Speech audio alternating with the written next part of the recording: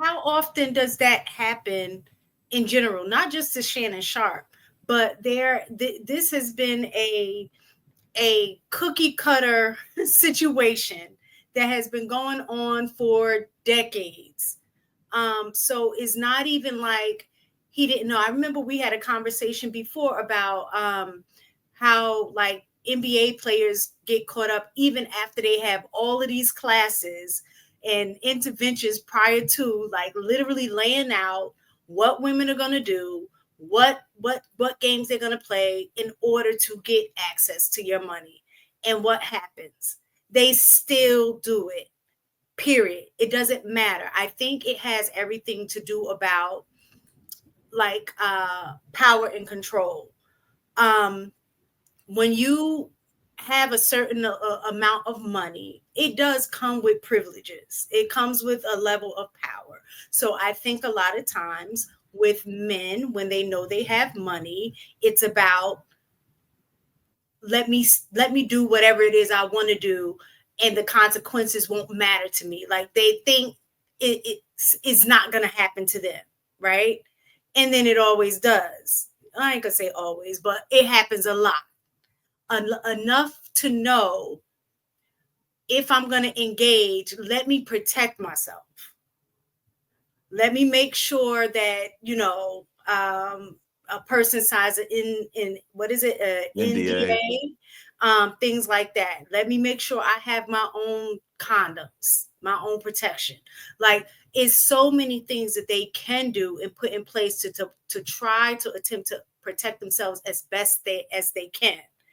But yet they choose not. It's a choice.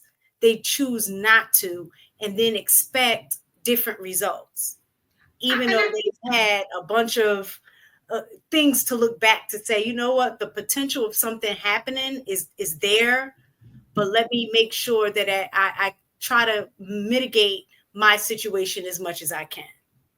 So this is the part that, and I think that they spoke on this the other night. This is the part that is crazy to me. So this is a chick that's on OnlyFans. So it's OnlyFans. So we already know what she's about, right?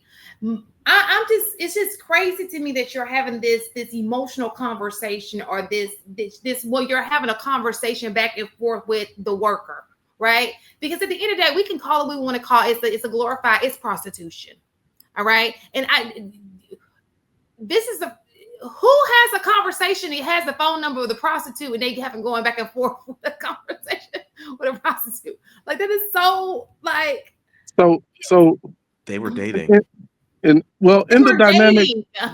No, well, look, we got to understand the dynamics of a BDSM relationship, because that's a lot of role play.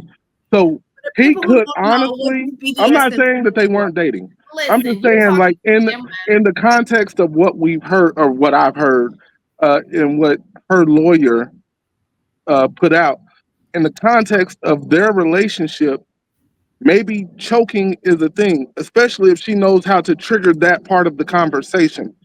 Because at the tail end of what he played, the one thing that tapered off was, you want to be choked, in that way of, hey, what, like, this is what we do. Again, I want to see more of the record, or hear more, not see. I don't want to see anything.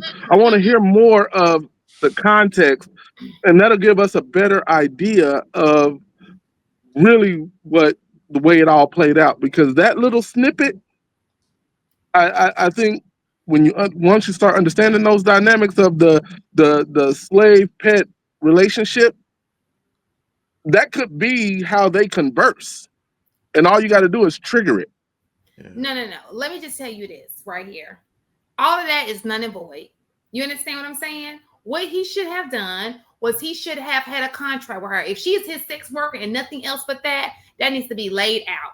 So it ain't no ifs, ands, buts about it. I pay you to do this, okay? You have agreed to a contract to be this type of prostitute, okay? Because when you start doing stuff like that, stuff like this happens. You start, and you having conversations with them. What's the point of you can lead up to it, yes, once that contract is signed. We already know what this is about. Because at the end of the day, y'all love sitting here talking about women having babies. Y'all talk about wives taking half. How about your sex worker taking half? How about that? Your sex worker now has the opportunity to take half because you didn't do your due diligence. You're such a smart person, businessman. You have to be a businessman to get $100. You are high value to somebody for them to offer you $100 million. Why are you not high value to yourself to say I deserve for myself more than this, or at least be smart about it? Okay, I got a fetish.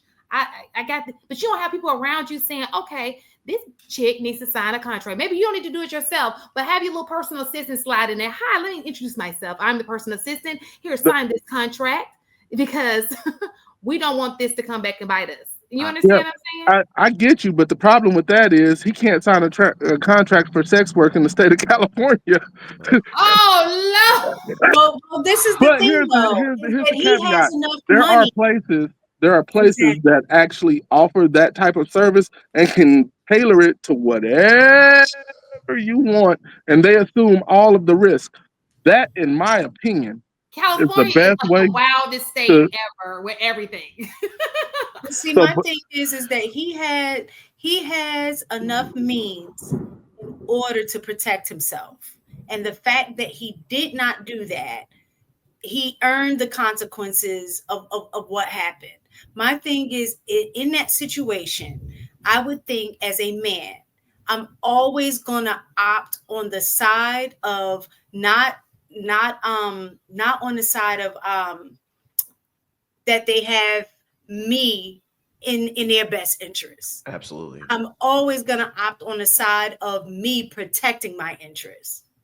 So it would be limited kinds of phone calls or conversations that I'm going to have on the phone, all of those things, because I'm like, even for teachers, like being in education, like right now, the mindset is always assume that a student is recording what's going on in your classroom because they video record everything.